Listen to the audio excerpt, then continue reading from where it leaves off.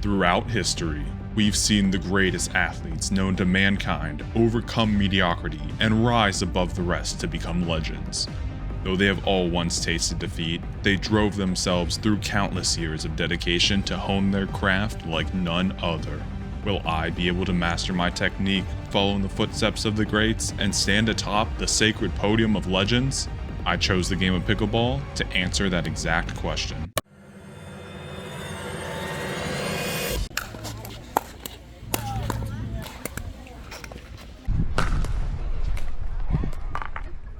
Oh, brother, this guy stinks! So about that podium of legends, I'm going out there and I'm getting beat by people who are 2 or 3 times my age. It's really made me reflect and wonder, what if there's another way to the success I'm craving? Not through time, effort, or skill, but through thinking out of the court. One of the biggest rules that makes pickleball is the concept of the kitchen. A player can't hit the ball while standing in the kitchen unless the ball has already bounced in the kitchen. That just keeps people from spiking it down as hard as they want, as close to the net as they want, and it keeps the game playable. But what if we could reach further into the kitchen than anybody dared to before? Not only could we keep the enemy players from dropping the ball right over the net, we could just spike it down whenever we wanted. So how do we bring this into reality? Well, just look here and here and here. So all these objects serve very different purposes, but they all employ a similar mechanism, and that mechanism is telescoping. Telescoping is simply just objects nested inside of each other. So for example, if this is a cone, I can nest another cone inside of it, and that inner cone can move freely inside of the larger one. If I nest another one, that cone can move inside of it, and etc, etc, you get the idea. Typically, when you have a telescoped object and you want to keep it at a specific length, all you have to do is have something like clips that can apply pressure to one of the segments and hold it in place. However, we can use a more simple concept, which is the same thing that police batons employ and those toy lightsabers that we just saw. If I make a taper, where the top, smaller than the bottom, if I make another segment inside of that one, also with a taper, when I move that inner segment up, it's eventually going to make contact with the body of the outer segment. Then by friction, it'll get caught in that position. So when this inner segment goes up, now the bottom of that inner segment is larger than the neck of the outer one. So there's no way for it to escape. Then whenever you want to collapse it, all you have to do is apply some sort of pressure, typically by smashing on the floor or something, and the segment will pop back into place. We're going to do the same thing those toy lightsabers do, but instead imagine a pickleball paddle attached to the smallest inner segment. A little something like this, although hopefully a little less ugly. And the last thing we have to figure out is how to actuate it. So we don't want it always able to extend. We want to control when it looks and feels like a normal paddle and when we're able to extend it out to its max distance. So if we attach the outer body with these clips here, and they somehow hold on to the paddle at these points, then we can figure out a way to actuate those clips to be pulled backwards, kind of like claws. And when we release them, the paddle is free to move up and down in that telescoping channel. So let's jump into CAD and see what we can do. So I started out with a picture of an existing, oh, I didn't realize I had some toe action in there. I'll go ahead and hide that for you. Start out with an existing paddle so that I can get some sort of accurate representation of size. And from there, I made a basic paddle. The size of my print bed is about like 250 millimeters or something. And this is coming in at 240. So we can accurately put this on a single print bed. I decided to get a little fancy. So this is a different body. And I actually split this guy into 2 so we can play with internal core composition. So if I want to, put foam in here and then I want to change it and say try springs or some sort of TPU, I could play around with all that. Of course, it's going to add a ton of extra weight with these fasteners. So it's not going to be super ideal, but you know what? It'd be fun to just play around with. And then from there, I created a paddle connector. These little inlets on the side are going to be holes for our clips. And those latches are going to be holding the paddle onto our nice tapered handle. We need that base so that the intersections don't fall out. If I keep moving this thing downward, we're going to have some overlap of these 2 bodies. But if I was to move it back up, there's space. The bodies will get caught about right here, and our pole will be longer. The last thing we're missing are the final inner segments. I have the second one from there, and then the third one, which is going to actually connect to our paddle. And there you have it. Everything printed out all right, and here it is all assembled.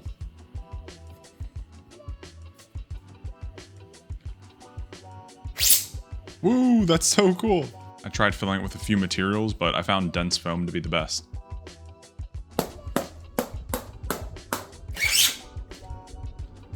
It looks awesome, but it feels a little too delicate, like I have to be careful with it. And on top of that, it looks a little suspicious with the giant clips on the side. So I think I found a better solution.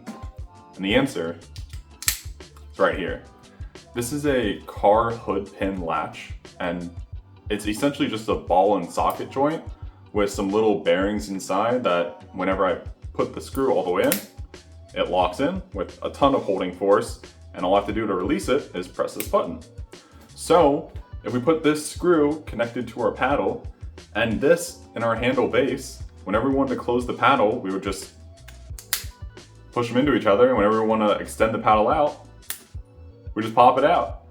Ta-da! Instead of using a ton of fasteners, here we have a angled sliding design where these two paddle inserts on either side will be locked in by almost like a little dovetail joint. Now I'm planning on making these inserts out of TPU, so we have some sort of spring action because the last paddle felt very rigid, and hopefully that'll add some sort of extra action onto the ball. We now have this path that our hood pin can screw into. So this is where the hardware comes through. The ball at the end will connect to the push latch, which will be secured just in here.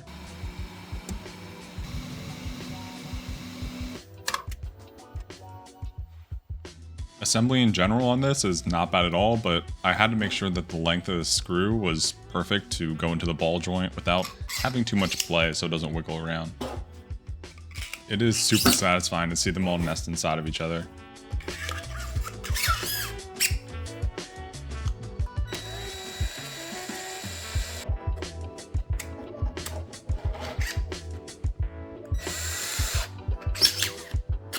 It feels surprisingly secure. The PETG that I made this paddle out of is super easy to print with, but I'm not completely sold on the amount of borders I added because I'm pretty sure it's going to break after an impact, but we'll just have to see. I'm also surprised about how well this TPU printed because it's a couple years old. And there you have it, an assembled paddle that, although looking a little jank, will hopefully bridge the gap between me and all the retirees I keep meeting on the court.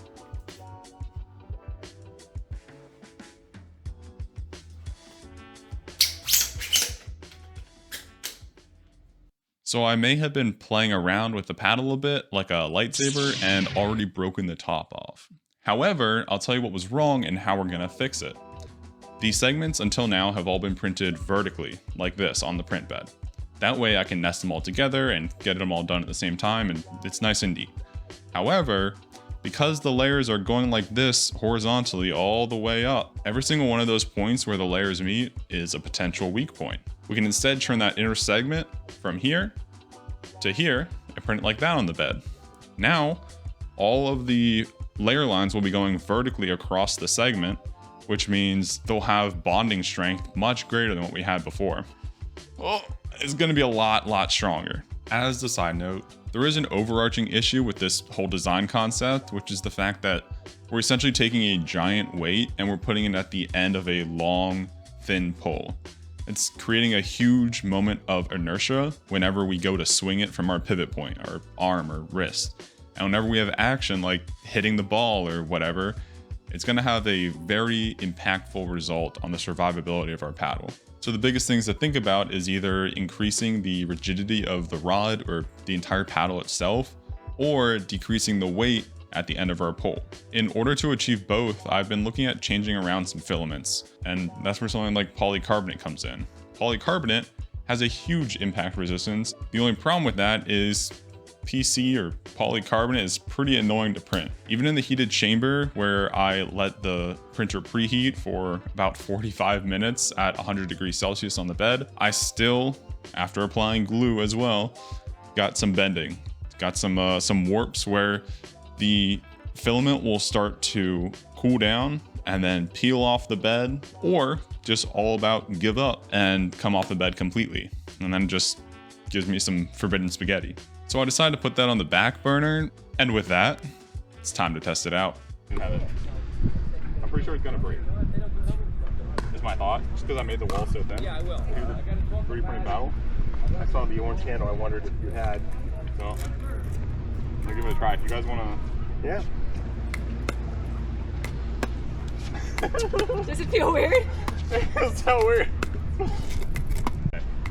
Alright, here we go. I'm on team parents right now, just so you know. I'm gonna trash talk to you. Oh no! Wait a No. wait a freaking second. Are you kidding me? No. Did you see that? I heard it. I thought it broke, and then all of a sudden I realized what he did. I said, what the heck? Hey, Hold on. That is just not right. If I had a flag, I would throw it. Give me that. Hold on. That was funny. It's supposed to. I want to be able to get closer than that. Oh, no. I thought you were going to go for a spike. No!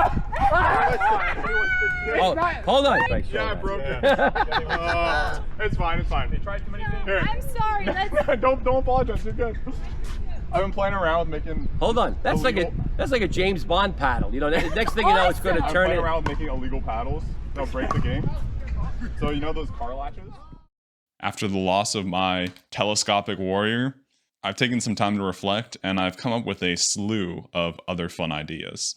People always told me to think smarter and not harder, and I typically don't listen, being an engineer. However, I did this time.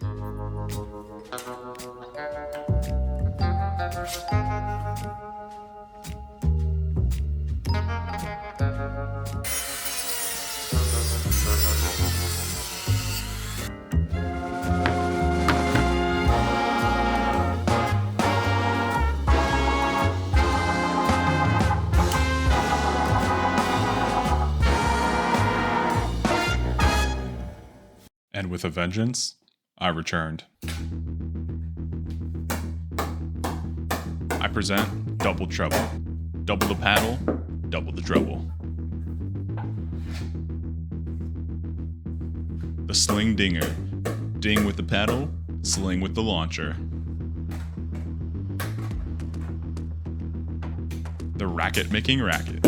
You may think it looks like a 17-inch children's tennis racket, but trust me, it's Pickleball approved.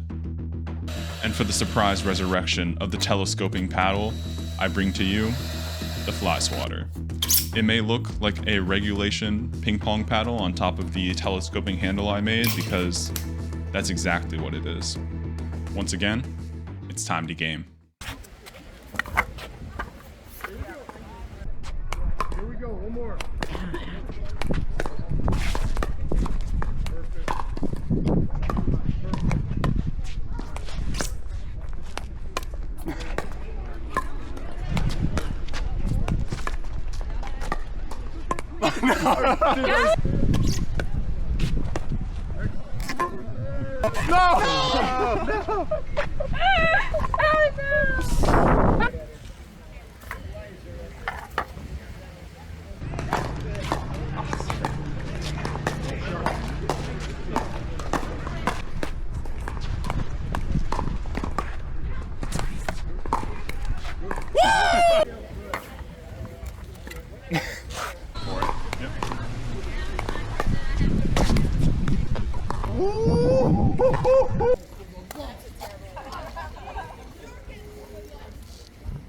I didn't slam it. There you go. You gotta get more whip. That's all. That was it. That was pretty good. And of course, this is all for fun, so we decided to cause a little chaos together.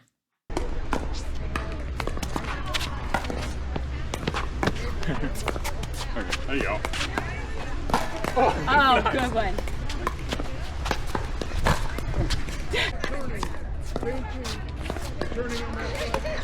Oh, what a serve!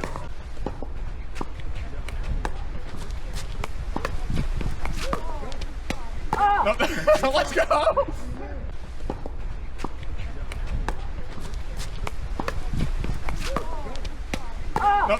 Let's go. Jen. There we go. Nice. Yeah, Dad? Yeah, Dad! What?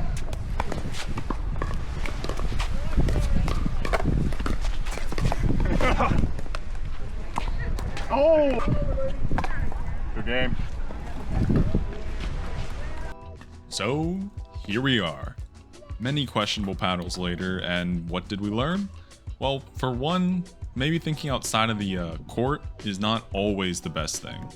Dang, I really just said that, and it is very cheesy, yes.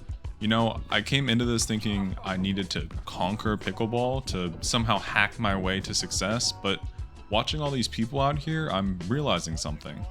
Although comparison to those better than you can help you get better, it can also break you down and steal your joy. So be careful where you draw that mental line.